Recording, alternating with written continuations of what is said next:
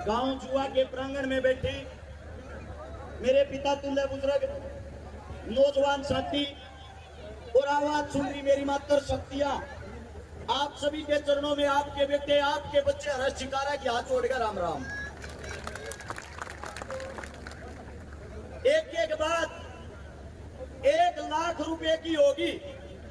हाथ जोड़कर आप सबसे एक ही विनती है, उस बात की कीमत को समझे और सिर्फ 2 मिनट के लिए सभी मौन धारण करें, चुप होकर हर बात को समझने की कोशिश करें। आज 28 सितंबर शनिवार का दिन, जिस दिन शहीद आजम भगत सिंह जी ने जन्म लिया था 28 सितंबर 1907 को, उस दिन भी शनिवार ही था।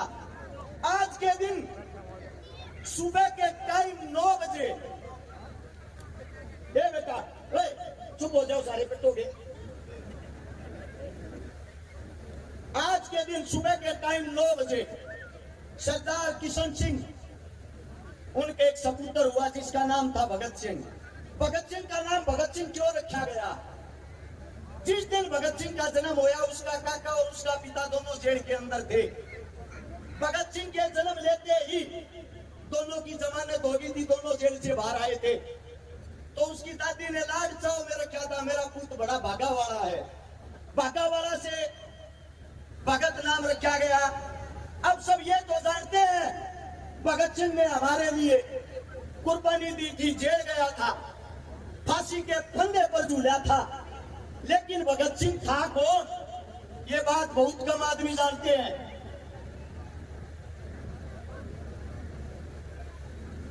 सबसे बड़ी चीज शहीद आजम भगत सिंह, उनके काका, दोनों के दोनों उनके पिता, तीनों के तीनों क्रांतिकारी। उनके दादा अर्जुन सिंह क्रांतिकारी, देश के लिए उनके काका ने जेल के अंदर ही अपनी शहादत दे दी थी। अब बात यह आती है, भगत सिंह की ज्यादा लंबी चौड़ी बात बताऊंगा तो शायद आप लोगों की समझ में नहीं आएगी, लेकिन उसके जीवन की एक आखिरी 12 घंटे बताता हूँ। आखिरी 12 घंटे आपकी आंखों से आंसू की जगह खून निकल आएगा। 23 मार्च का वो दिन, सुबह की टाइम जोरदार आंधी आती है, वो जेल के बाहर से आता है। जेल का नाई बरकत सिंह, ओए आज मेरा भगता नहीं रहेगा, ओए आज मेरे भगते को फांसी तोड़ देंगे। हर जेल के गेट को बंद करते हुए रोते हुए इतनी देर में बाहर से पुलिस प्रशासन आती है कि भगत सिंह को जेल से बाहर निकालो। 13, 14, 15 नंबर बैरक में तीनों दोस्त, भगत सिंह, राजगुरु, सुखदेव। 14 नंबर में भगत सिंह। अगर कोई साथी ये सोचता हो ज्यादा लंबा तगड़ा भगत सिंह था, 5 फुट 10 इंच हाइट, 57 किलो वजन, 27 की कमर, 32 की छाती, 7 से 8 नंबर का जूते का साइज, 6x6 की उसकी चक्की थी जिसके अंदर वो विश्राम करता था। भगत सिंह का वजन फांसी के टाइम 5 किलो बढ़ गया था।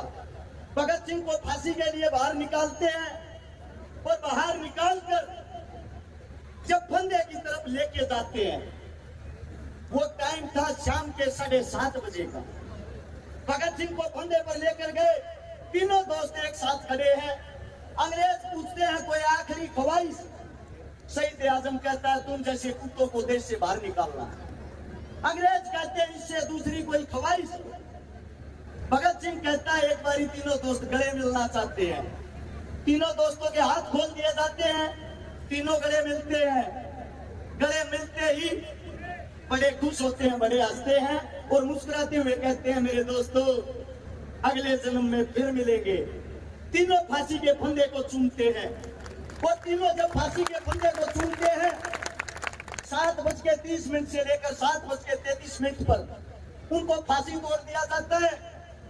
फांसी तोड़ने के बाद तीनों को जब नीचे उतारा गया, उसके बाहर जो आवाम थी, जो जनता थी, वो दिल मिला रही थी, वो रो रही थी। उस जनता की संख्या 1 लाख से ज्यादा थी। अब यही से एक बात सोचना, वही लाहौर जेल है, उस जेल के अंदर जहां मैं खड़ा हूं, यहाँ भगत सिंह फांसी तोड़ा गया है और उस जेल के चारों तरफ ये जो जनता यहाँ बैठी है, ऐसे ही जेल को घेरे हुए 2 लाख से ज्यादा आदमी थे। अगर एक आदमी एक ईंट को उठाता, जेल जेल नाम की वहां चीज नहीं बचती।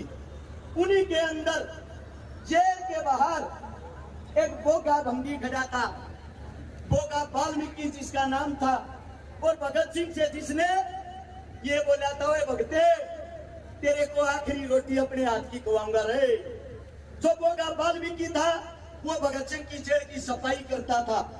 भगत सिंह ने एक दिन उससे कहा, जीते जी अग बेटा मेरे लिए रोटी लेके अपने घर से। बोगा कहता है मैं वाल्मीकि समाज का हूँ, आप उच्चतम समाज से आते हो सरदार जी, मेरे हाथ का खाना कहाँ खाओगे। भगत सिंह ने कहा तू मेरी बेबे है, तू मेरी माँ के समान है जो मेरे मलमूत्र को साफ करता है। जब मैं अपनी बेबे की याद करता हूँ तो तेरे अंदर अपनी बेबे देखता हूँ, मेरे हाथ की, तेरे हाथ की मैं रोटी खाना चाहता हूँ, रोटी बना के लाना। बोगा रोटी बना के लाता है, भगत सिंह के सामने रख देता है। भगत सिंह ने टूट तोड़ के जब मुंह में दिया ना, वो के क्या मासवान लगे रे भगते, तना लोग ठीक पूछे रहे, तू जात पात धर्म मजहब कहीं में नहीं मानता रहे, सबसे बड़ा एक ही चीज है और वो चीज है भाईचारा।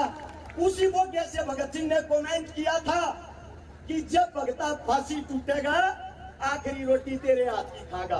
और वो बोगा जेल के कबाड़ पीटता है, अरे मेरे भगते ने मेरे हाथ का एक चूक तक खा लेने दो। अरे ओए बदतमीजो, उसके बाद फांसी पर चढ़ा दियो।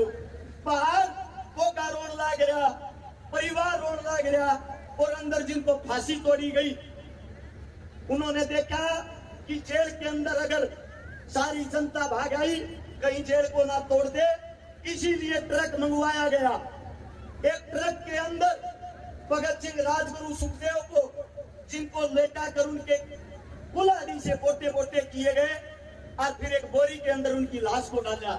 वह लाश डाल के जेल का पिछला गेट पार के और कूड़े के लेकर के लेकर गए और दूर ले जाकर सतलुज नदी के किनारे मिट्टी का तेल छिड़क गए, आग लगा दी।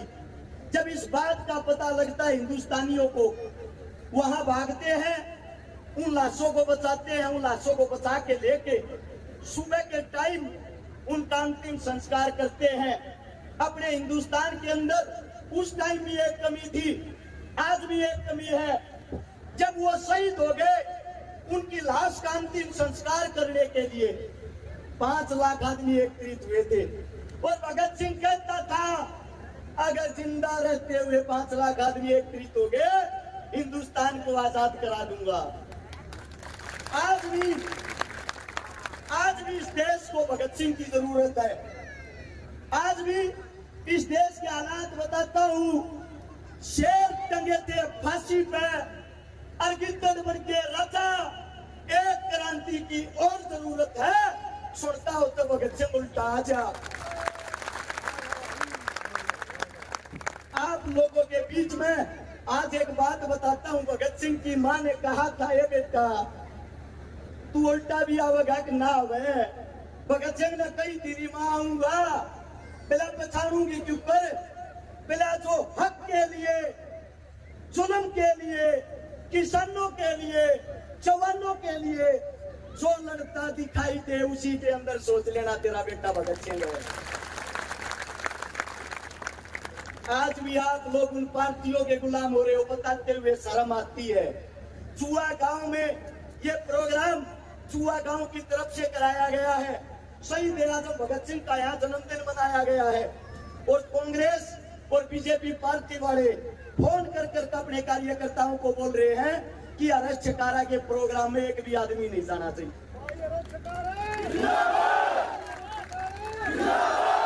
आप लोगों के बीच में एक बात कहने लग रहा हूं, एक बात इसको समझने की कोशिश करना।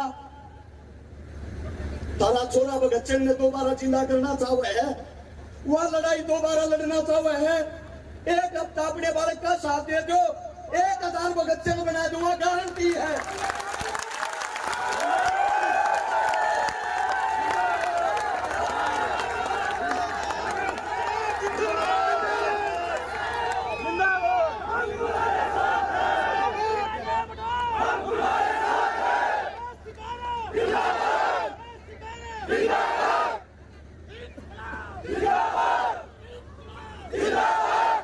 आप सभी के बीच में एक ही बात कहना चाहता हूं, कांग्रेस आए या बीजेपी आए, सिस्टम के अंदर कोई सुधार जब तक नहीं होगा, जब तक जवान का, किसान का, मजदूर का, दलित का बेटा स्वयं सत्ता की कुर्सी पर नहीं बैठेगा।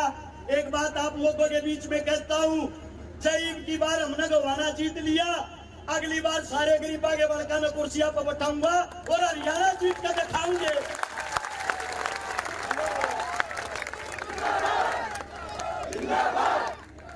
हाथ छोड़ के एक अपील करना चाहूँ, जो मेरी तमाम सरदारी काका, ताऊ, भाई, बंधु, माँ जितने भी बैठे हैं, 28 तारीख से 5 तारीख का चुनाव है, कल और 30 तारीख तक सब अपने आप ने रस चकारा समझ के सिर्फ एक हफ्ता चुनाव लड़के दिखा दो। ये जो सियासी पार्टियों के गुंडे हैं, इनके राजनीति यारे पस्ते गारंटी देता हूँ, खूंटी पर टंगवा दूंगा।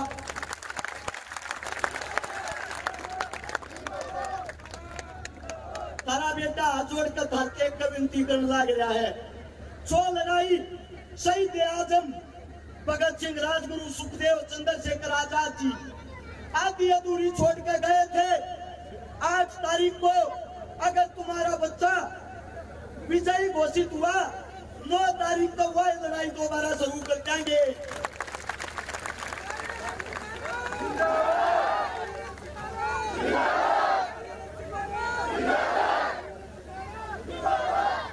मेरी 5 महीने की बच्ची है, अपनी बेटी की सौगंध खा के कहूँ, थारा बालक जब तक थारे बालक के शरीर में खून की आखिरी बूंद रहेगी, थारे लिए लड़ता रहेगा, जिंदगी में धोखा नहीं देगा रे।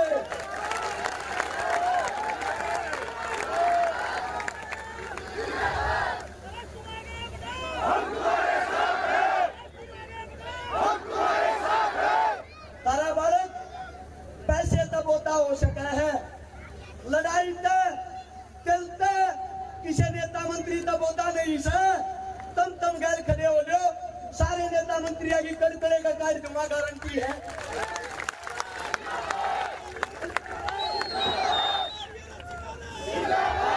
मेरे मुख से कोई गलत शब्द, गलत बात निकली हो, तारा बेटा हूँ, तारा बालक सू, तारा यो प्यार प्रेम देख के थोड़ा भावुक हो गया, उसके लिए माफी चाहता हूँ, क्षमा चाहता हूँ। जो जहाँ बैठे हैं न्यू के न्यू बैठे रहियो, 20 मिनट का प्रोग्राम रह गया, सिर्फ 4 हरियाणवी कलाकार रह गए, तम ना अपने बच्चे की कसम लागा को की तभी नहीं लगा ना न्यू मानेंगे।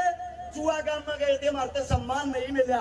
आज जोड़ के एक बात कहूँ, इस धरती की कसम खा के कहूँ, थारे दूध न तारा छोरा न जाओगा नहीं, गैल गैल खड़े हो लो।